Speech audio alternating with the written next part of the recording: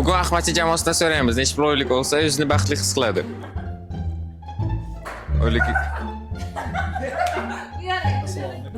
Oyligingizni qancha bersangiz o'zini baxtli his qilasiz? 100 ming. So'm?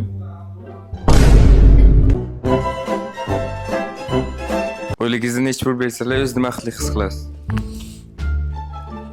2 hours later.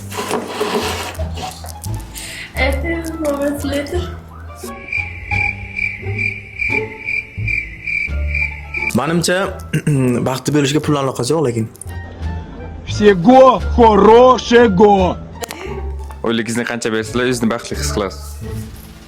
50 million berishsa. Уже хочешь шоколад, блин. Задумала, блин. Мне нужен шоколад.